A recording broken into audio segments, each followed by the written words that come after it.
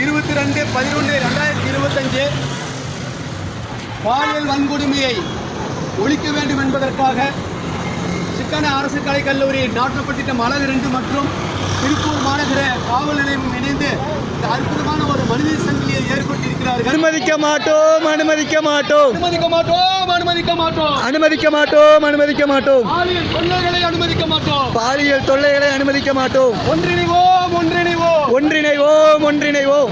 செய்யாதே செய்யாதே